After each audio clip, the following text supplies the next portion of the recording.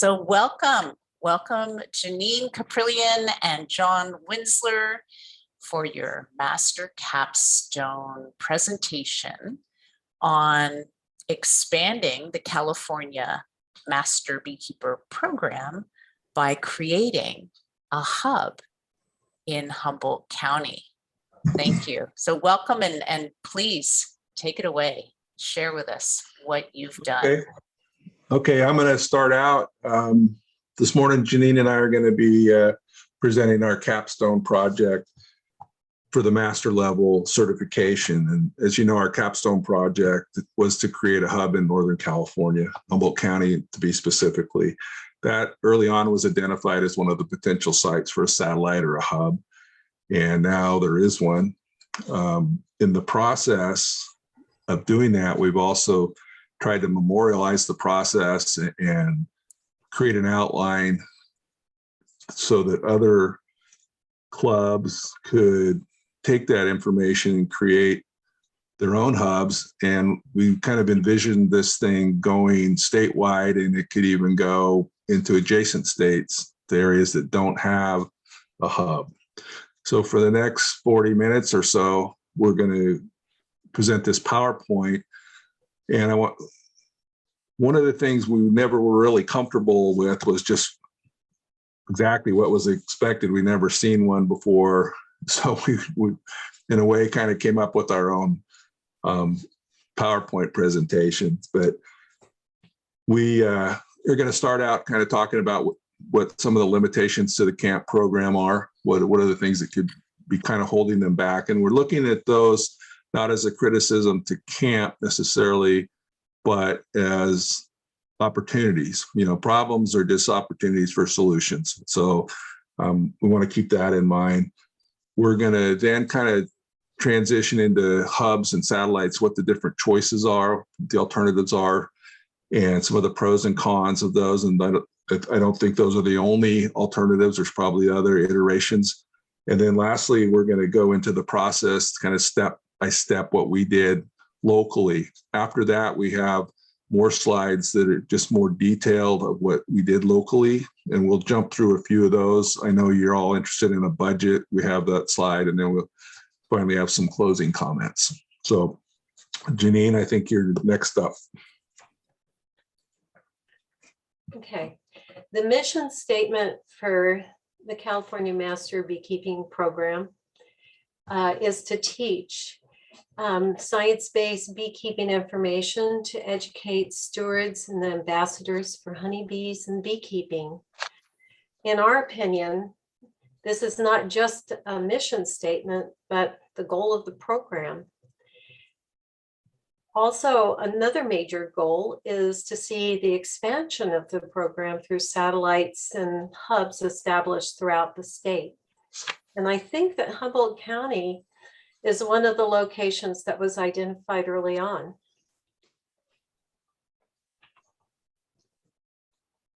So our vision as the Humboldt County hub reflects that of CAMP.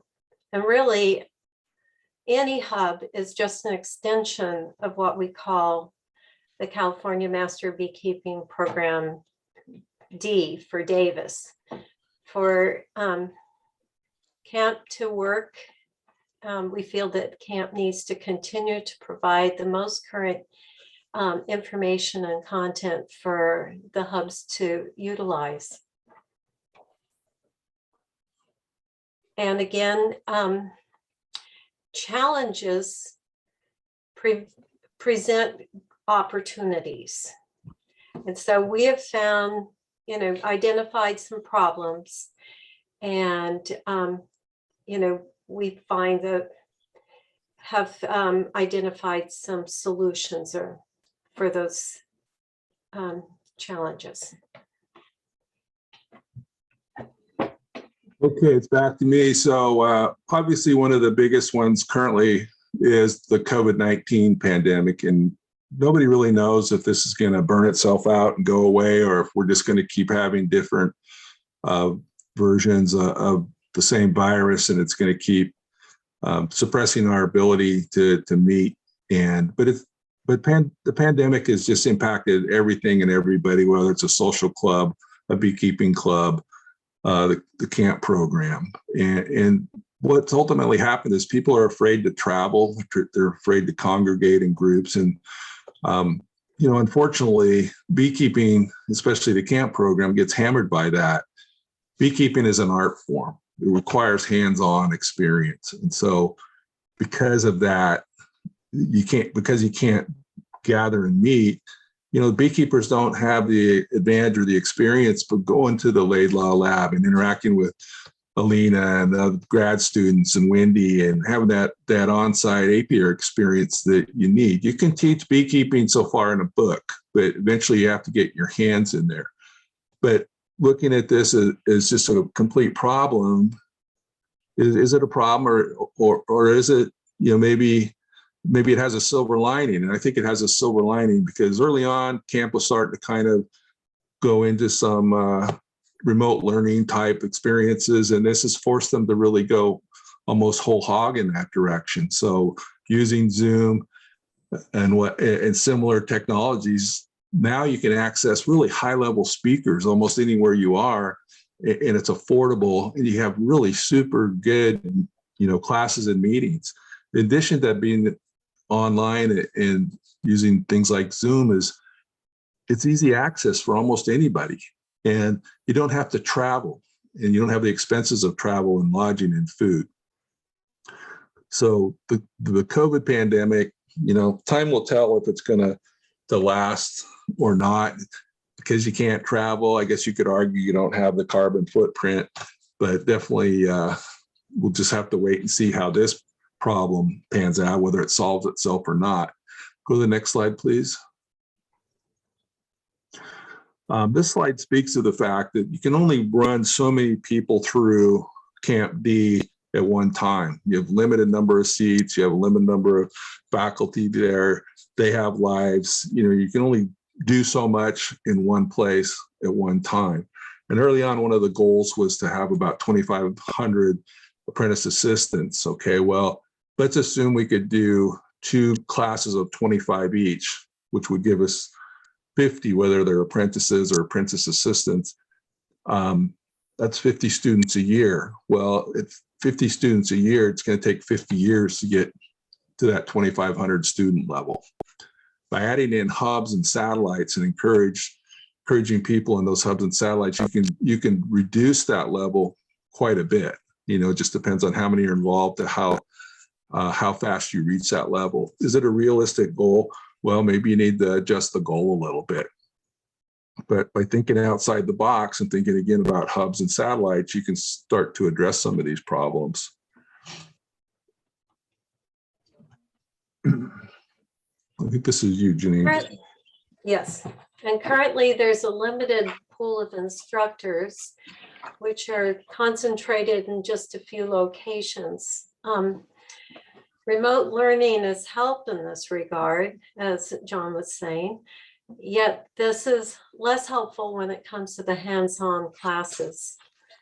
And I also mirror John's comment that there is an art to handling and keeping bees.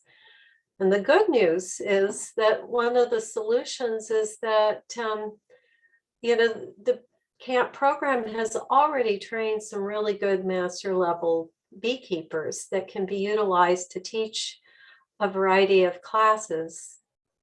And, in addition to the hands-on, we have very much enjoyed the presentations this year by Christine Kurtz and Mark Carlson, for instance. So thank you. I would John? like to just make one more comment on that availability of instructors. Question, you can ask the question, well, is there really a problem with availability? And yes and no. Wendy often talks about this is kind of a train the trainers program. I think you've trained a lot of good trainers, a lot of good teachers, a lot of good instructors, and you just have to realize they're there and bring them in, bring them online and use them. Okay, that's all I got to say about that. Well, you're up for this slide, John. Okay. So distance, travel, and cost. When we were in the process of deciding to start a hub, we simply put a notice on our Facebook page and asked, are there interested members out there? And we had a pretty good response. I think we had in the 12, 13 people responded, and they said, yes, but we don't want to have to travel. Everybody said that. So I'm looking at distance and travel and cost. They're kind of the three sisters of doom. Somehow this has to be, we got to stick a stake in their heart of each one of those sisters. So to give you some perspective, when I was taking the class, it would cost me, say, for example, the queen ring class, somewhere between $600 to $1,000 for the class. That's in transportation, and I had lodging, and I had meals. Of course, if I took my wife, that pushed me to the higher end of that scale, but it wasn't cheap. And then I know people traveled from all over the state, flew to Sacramento, rented a car and whatnot. So remote learning and through hubs, we can almost eliminate most of those costs. Okay, so we have the local hubs ready to step up and put that stake in the heart of the sisters, and we can move forward with that. But distance, the travel, and the related costs are just, they're really going to cramp the growth of camp if we can't address those. Next.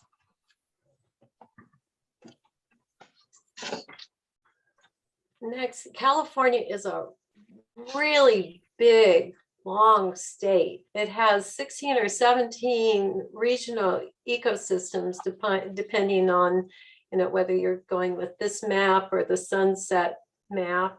And, that means that there are going to be differences in how we can keep bees.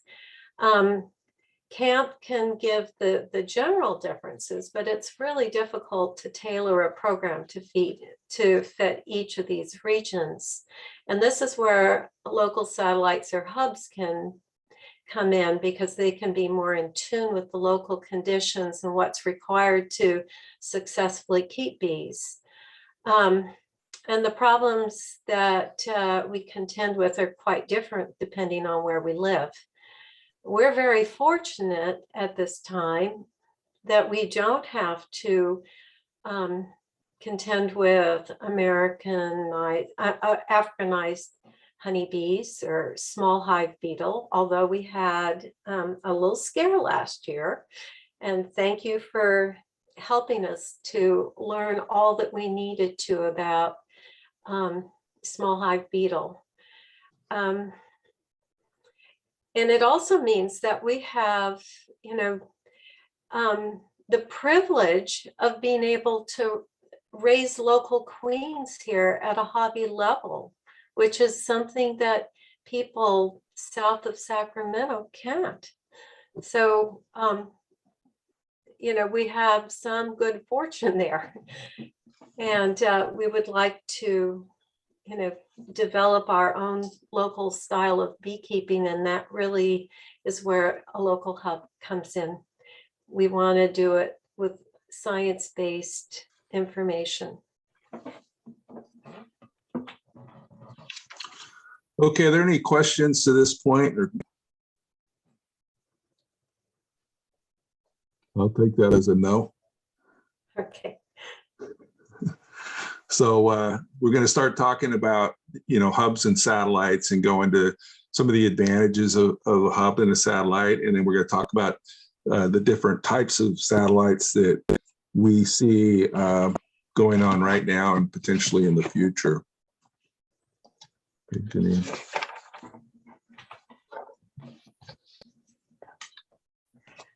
And as far as advantages, it's affordable. It's affordability both for camp and for the participants. It's an obvious advantage to attracting camp applicants, and it's time saving. It's a convenient I think that, all of our applicants really appreciated that they were able to complete the course staying up here. And it definitely raised the level of education for our local beekeepers. And again, you can share the regionally specific beekeeping knowledge. And I think that hubs are going to be a way to attract local beekeepers to join camp.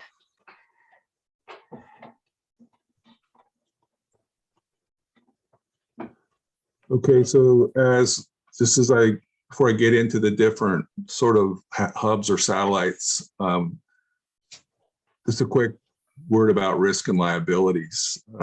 When we were in the process of establishing the hub or even deciding whether we should go ahead with a hub, the liability issue came up. None of us wanted to lose our house, lose our life savings for somebody getting injured because we were trying to teach a class and they got hurt. But, when we thought about it a little more, we thought, what are the real risks? Where are they going to come from? Well, in my mind, the biggest immediate risk is going to be somebody getting stung with a bee, having an anaphylactic reaction and then dying, and then being sued for wrongful death or something. So that was kind of scary. But then we started to think about it a little more in depth. And one of the requirements for an applicant for the apprentice level master beekeeping is that the beekeeper has to have had or managed a colony for a year and they had to overwinter that. Well, one would assume that having bees for a year, that the beekeeper would be well aware of what the risks are. They've probably been stung multiple times. They probably never had an anaphylactic reaction. If they did and they're still keeping bees, they're maybe Darwin's laws just tell us it's time for them to go. But really, that shouldn't be a problem or much of a risk concern. But there are other risks. Somebody coming onto your property, tripping and falling, the burns from the smoker, the cuts from the hive tool. Those are all pretty minor things, and I doubt would rise to the level of a liability lawsuit. But fire is a concern. It's not much of a concern where we live, but certainly down in the valley or down Southern California, that could be a huge risk. And so there are ways to mitigate some of these problems. I already mentioned the screening process that CAMP should be instigating, and that is when somebody applies, if they haven't had bees for a year, then it's, as far as they're concerned, they shouldn't be able to proceed through the program. I mean, that you guys have to be the first level of defense on that. There's a safety manual. Wendy knows kind of our feelings about that. There's good things, there's bad things. It's kind of very general. There's some good ideas in there, but it doesn't necessarily apply to everything we do. Maybe personal protection equipment, that becomes arguable as well. Many beekeepers don't wear gloves when they're working their bees. So does it make any sense that they have to wear long pants and closed-toed shoes? If you can get stung on the hand or you get stung on the leg, what difference does it make? So having an EpiPen may be part of the answer to that question. But insurance is a huge, huge consideration. Right now, UCANR doesn't recognize the master beekeeping program. If they do, perhaps there'll be some insurance coverage such as the master gardeners and the master food preservers have. But on the bright side, as many beekeeping clubs do have liability insurance, and we were very dependent upon that for our hub development. Not all clubs have it. Next. So these are the basic club options that we're looking at right now. And you got to remember that even though we might not speak to it directly, that regardless of the type of hub, if they're camp related programs, camp is going to have to set the tone. That, they're the ones that set the stage for everything. They're the ones that are going to provide the content. They're going to provide the ultimate leadership. So even though I might not speak about those, it's all predicated on that. Okay, so everything's under the direction of camp. So these are the four types. We have the university hub. That's the kind of hub that basically camp operates under now. We have a freestanding hub. We have a club hub, which is really a souped up freestanding hub. And then there's a new one that's developed or potentially developing in our area called the blend, or the university and club hub, or a blend hub. Jeannine. So if we look at the university, or call it a college hub, that's the hub. That's how camp started, Camp Davis. That's where Alina got this thing going. It runs through the B Lab. Universities have the best of the best. It's probably the best option all the way around for the most part. You have the resources available. You have financial assets. Maybe they're not directly in your pocket, but indirectly you benefit from that. You have the facilities. And above all, you have this insurance coverage. It just comes with the university. But universities are big operations. And I remember the first reports for camp, it seemed like you'd look through there, and as I recall, there was kind of a list of all the different team people, and it seemed like half of them were risk management folks. But so university is going to be risk averse, and they're going to do things that protect themselves. So case in point, look what's happened with COVID. They're all worried about people getting sick and getting blamed for it, so they shut down the whole university. So that kind of shuts down the whole problem. The whole program, and that's something that a hub could potentially avoid, or at least partly. Okay. The freestanding hub is just a very simple operation. Any place, anywhere, anytime that is a master beekeeper, preferably two, they can set up a hub. Okay, they can go through the steps that we did, establish a hub. It's cheap, it's convenient, it's local, people don't have to travel. But again, Camp Davis is gonna kind of ride herd over the overall program content and whatnot. The disadvantage is the liability exposure. Okay, typically this is going to be more risky, so it's going to depend upon your risk tolerance, I guess, to say. You might have to purchase your own insurance. That's expensive. So a freestanding hub in and of itself probably is going to be a little harder to get going and operate. But if you were in a small bee club and you didn't have insurance and you wanted to get a hub going, this is probably the type of hub you're looking at. Next. So what we ultimately came up with is what we call the club hub. As I mentioned earlier, we were really confounded about how we were going to deal with the liability issues. And I wasn't going to go forward unless there was some potential to have liability coverage. I just, it wasn't worth it to me to put myself out and be potentially exposed to somebody getting hurt or injured. But as it turned out, what we discovered is our club has liability insurance. And so if they were willing to support us, if they were willing to let us create a committee within the club's bylaws called the camp committee, then our activities essentially would be covered under the club's insurance. And that's effectively what we did. We were able to set up this club hub, other than some non-financial support, I guess you would call it, and that being the insurance, with little or no financial requirement. I'll show you the budget a little later, but we spent $0. So this is a very affordable process to go through, and it has the same pros and the same advantages of the freestanding club. It's just a freestanding club with a couple extra bells and whistles. It's going to use local master beekeepers. We've trained the trainer, so now we're drawing on that pool of expertise to run the program. And what we're hopefully going to see is, as the club participants recognize the expertise of our master beekeepers,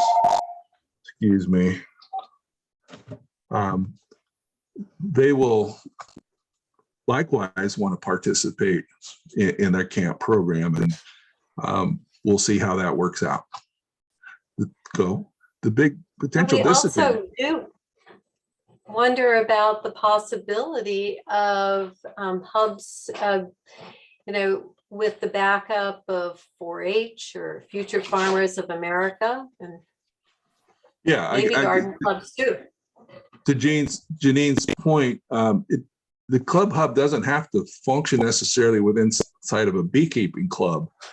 It definitely could be within the 4-H group or the Future Farmers group, or a well-organized garden club or something like that. It doesn't have to be isolated just in a beekeeping club, although that's probably where most of them will occur. Next, Jeannine. There are some potential disadvantages, and that goes back to the small clubs. Again, if they don't have liability insurance, then they're not really, they're not likely that they're going to go ahead and create a hub, but they could. Next. Okay, and then another alternative that Camp Humboldt is working on is a combination university club hub blend. Dick LaForge, who's now part of the California Master Beekeeping Program, and myself teach a semester-long practical beginning beekeeping class through Humboldt State University's extended ed program. And Dick's been teaching this beekeeping class for 2 decades now. The HSU class includes 4 apiary field trips in addition to the lecture portion. And we're hoping to offer the HSU students who attend this class the opportunity to sign up with camp and take the test to become apprentice assistants when they complete the class. Of course, we also want them to join our beekeeping club, HCBA. So we hope that, with some fine tuning that needs to occur in our curriculum, that we can cover all the material that is in the apprentice assistant class. So stay tuned to see how this develops.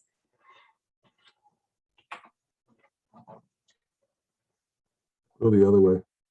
Okay, oh, I went the wrong way. Okay, so the next couple of slides will run through the steps taken to create the Humboldt Hub. Okay, well, John and I had a lot of conversations about the possibility of starting a hub in Humboldt over the course of our camp journeys, becoming journeyman level.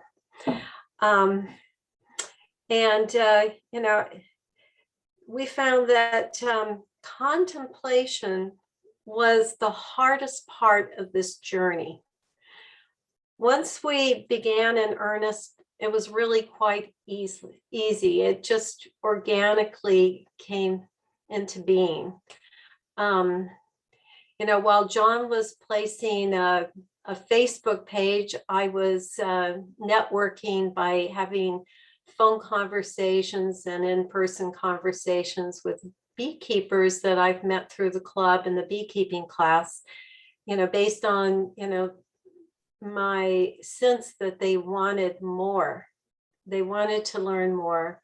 And, I made sure that they also understood that becoming part of camp, there is a commitment to giving back to the community.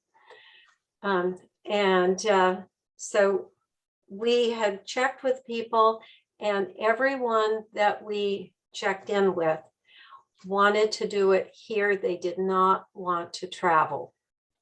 And that's very understandable in a pandemic too. So we went ahead and had a meeting with Wendy and Leah to discuss, possible plans and goals and what the expectations were. And at that point, we had not decided on what type of hub we would have. But both of us are risk adverse, and we came to the conclusion that the hub type, the club hub type, was what we wanted to pursue most. So we sat and decided on, what we could present as far as benefits, and the only risk we could think of was liability. So we presented these concepts to the board of directors at HCBA, and they agreed that this could be a good opportunity, a win-win for both the club and for camp.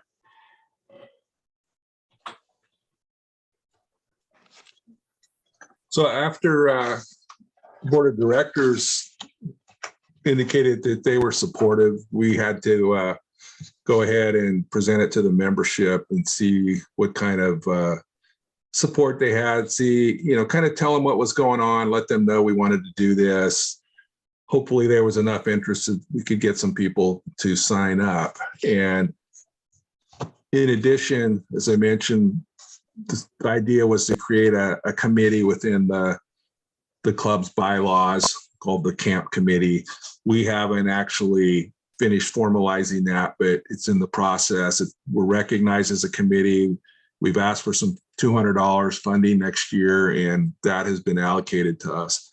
So that's all well and good in the works. And then, as Jeannine mentioned, we just have to kind of promote the camp concept. And one of the ways we do it a little less indirectly is our club has kind of a problem solving session. We used to call it the new beekeeper support group. Then it's the beekeeper support group, where for half an hour or so, members can ask questions.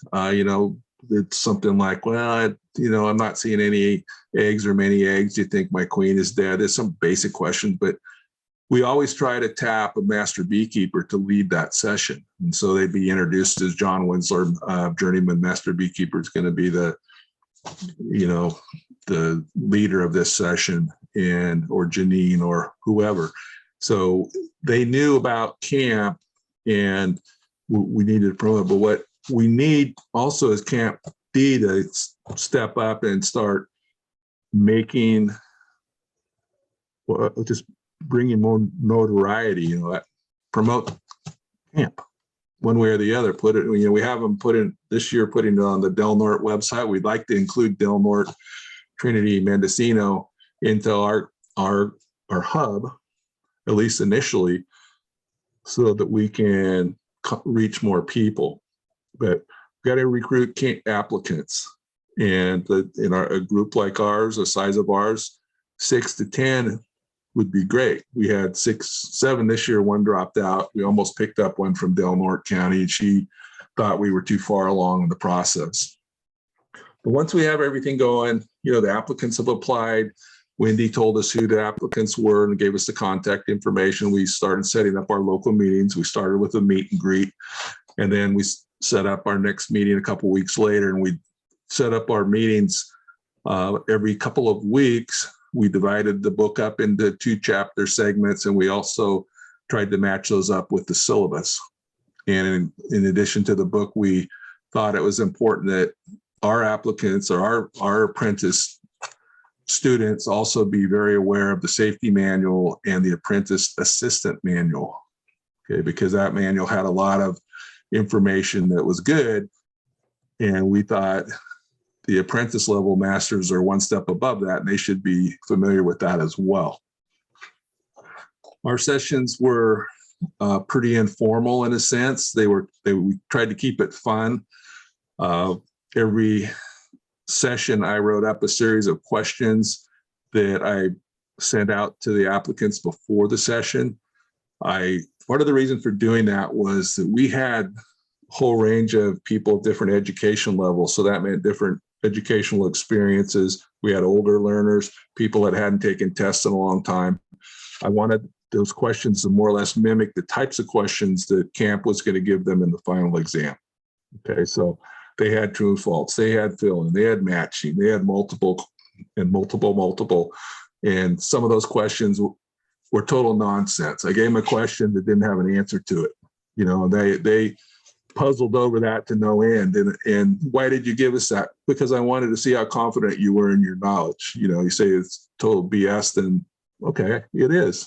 You know, so that's all right. We also had what we called our Stump the Chump session. We asked the students to write about 5 questions that they could pose to their cohorts at the meeting and see what happened.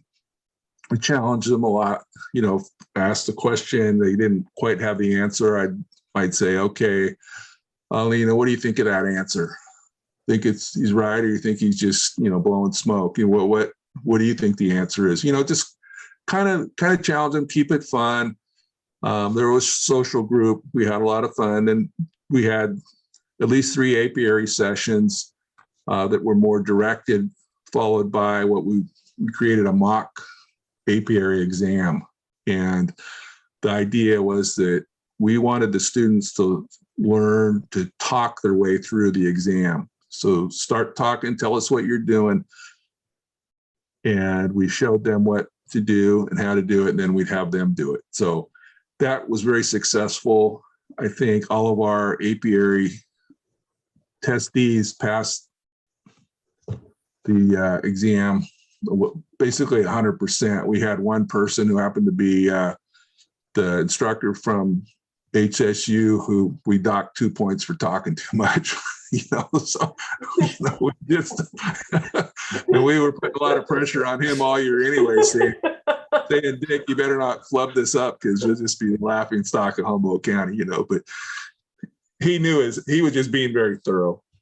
We so also gave him the largest colony to inspect. Yeah. So we didn't make it easy on him. But our apiary sessions were fun. You know, they lasted a while. We'll talk about those in a minute. But we always started out with a smoker lighting, you know, contest to see who could get them going the fastest and who would last the longest and whatnot.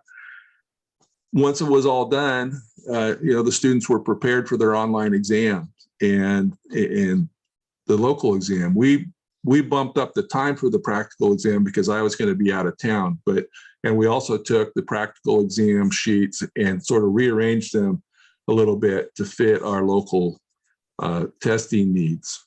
Okay, but as I said, they all did well. The online, the final exam, at a personal goal, I wanted our applicants to just kick that exam apart, you know, to ace it. And I think the worst score we had was 89.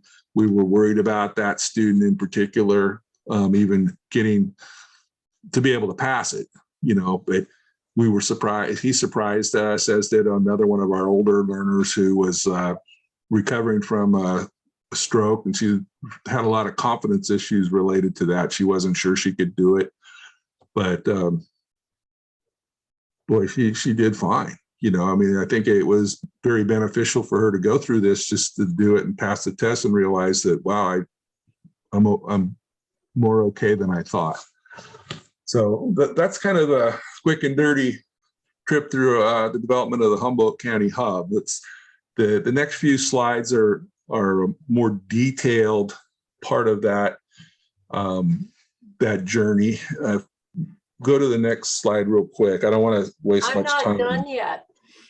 Okay. I wanted to add that one of the benefits of having a local hub is that we can act as a liaison between the candidates and camp. You know, it was interesting to see how anxious our candidates were, waiting to hear whether they'd been accepted, wondering why they hadn't heard, and, you know, being able to give them reassurance. You are going to be part of this. It's okay. Just be patient. It'll happen in March.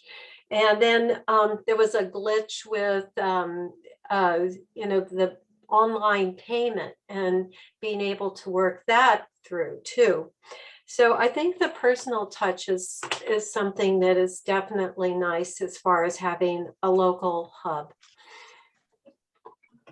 Okay, so the next couple slides just going to give you, I'm not going to go through these, but basically this is just a more in-depth sort of bullet point, I don't know what you'd call it, slide of what we've already talked about, and how to get started, who should the initial interest to get started come from, what your startup team might include, how do you find out interest, et cetera. So let's move down if we can.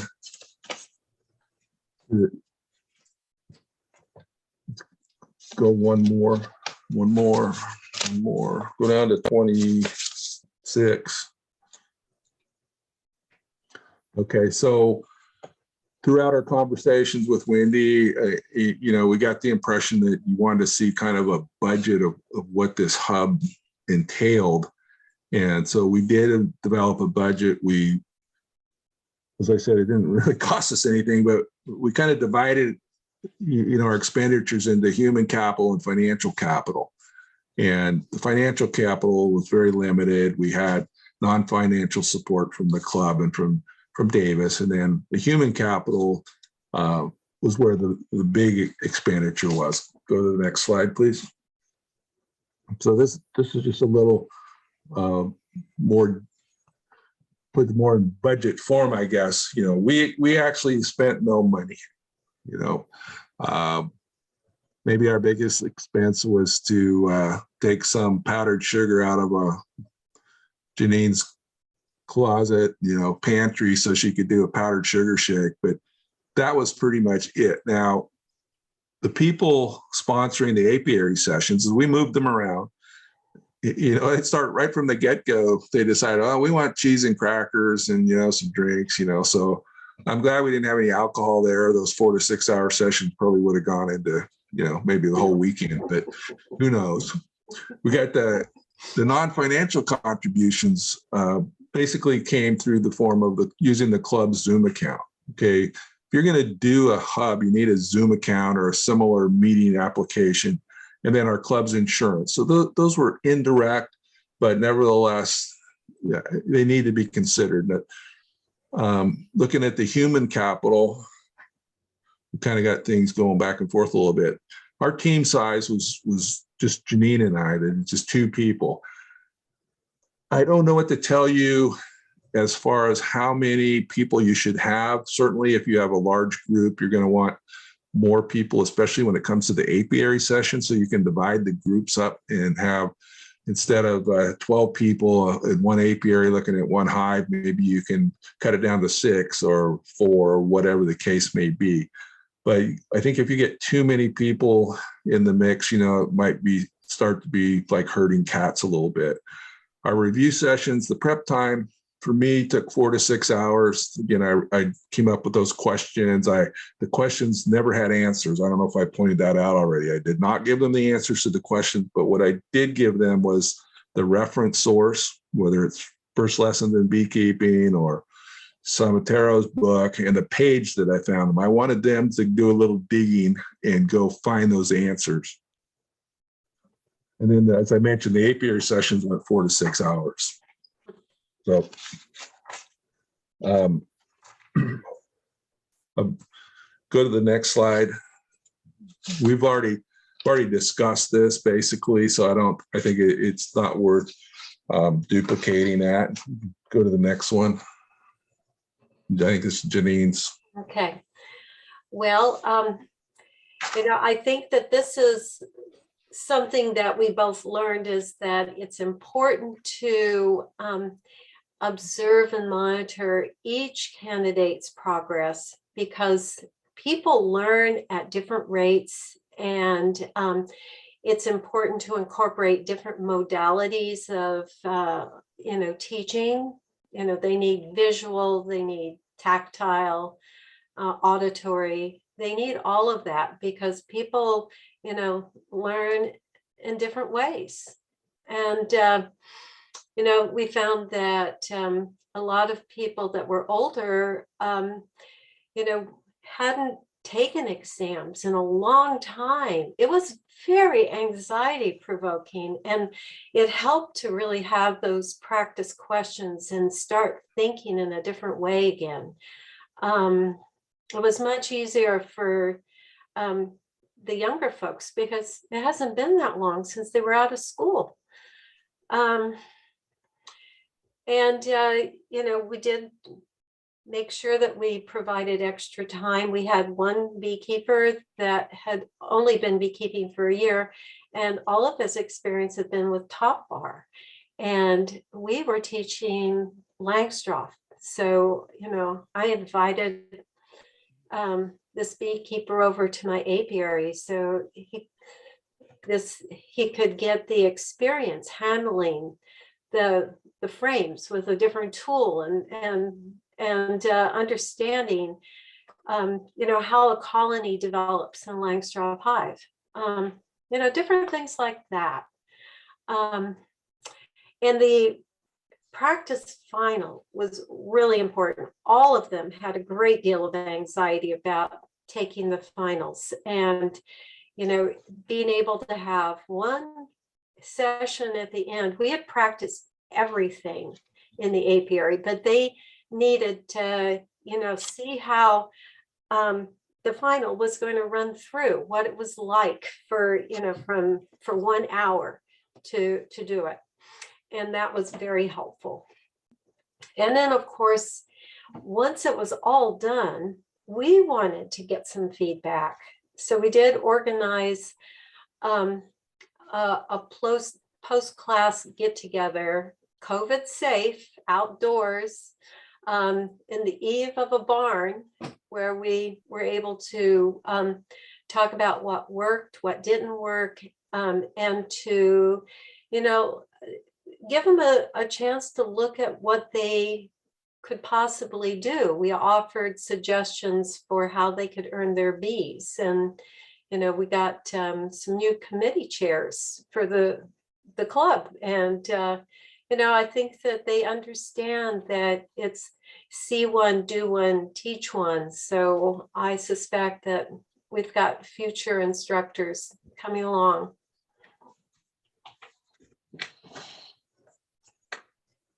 Okay, I mean, it's our basic requirements for the meeting were pretty simple. I've talked about all of these already. I'm not going to go over them again. So let's go to the next slide. I think we pretty much talked about the next slide as well.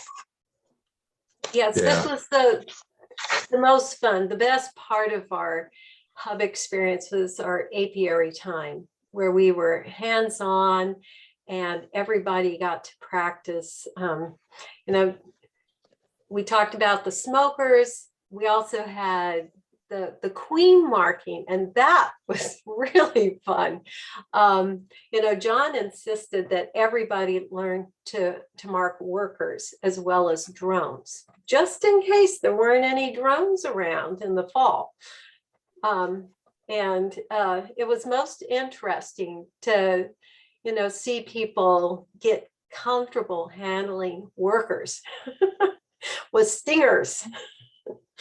A lot of the people were just petrified to do that.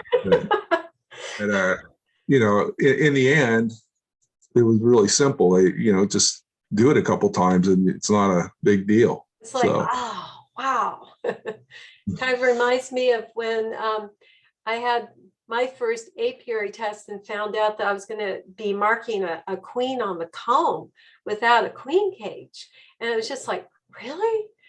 And then going out and, seeing one and then doing one myself. And it was just like, oh my gosh, that is so easy. Of course, then I found out it has to be on firm comb, can't be on fresh comb. Okay, let's go to the next one. Okay. So that basically kind of concludes the bulk of our presentation. That you kind of look into the future, and from our experience, the hub was really a simple thing to do. We didn't have a clue what the hell we were doing when we started it, but it wasn't, we've been through the apprentice program, we've been through the journeyman program. We kind of knew what direction we would go. We would be amenable to helping any other club get going. In fact, somebody like Pete, I would encourage him to call us. And I would even be willing to go down there and participate a little bit. Even our review sessions, I would like to see those potentially opened up a little more broadly. There's no reason why through Zoom you can't include a lot of people. I've often felt that 3 review sessions through camp isn't enough. There's too much material. I want to train them more thoroughly.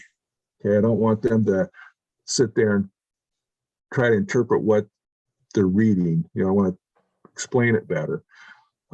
As the hubs develop, I could envision hub leaders getting together on maybe monthly or bi-monthly Zoom meetings just to, talk about what's going on. How did you handle this? What do you think about that? This is what we're doing, and help each other make the program better.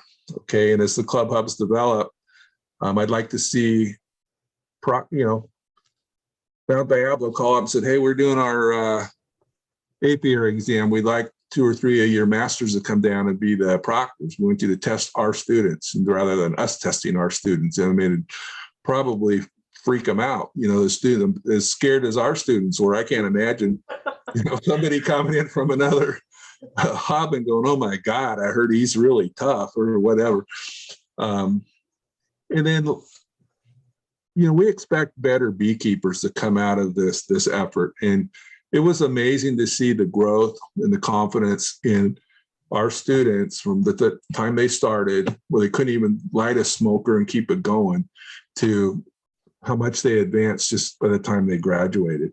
And really that speaks all the way back to camp's mission statement. You're training the ambassadors and stewards to be better beekeepers and advocates for bees. And so we felt it was a success. Jeannine, you're next. Okay, and in conclusion, yes, making a club hub is doable. The experimental creation of a camp hub in Humboldt County was a definite success. We hope this serves as a pathway forward in creating more hubs all over California. There's some challenges that still need to be met, but the positive impact is exciting to contemplate. The idea to extend the California Master Beekeeping Program throughout the creation of hubs lives up to the commitment to deliver camp's desire and purpose to train the trainer, and most of all, inspire us all to be ambassadors for the bees. Yes. So, thank you. And questions? Yeah, well, Alina and I want to thank you very much for your investment of time, leadership, organization, planning, designing, developing, and delivering with excellence the first Northern California camp satellite hub in Humboldt County. We thank you very much.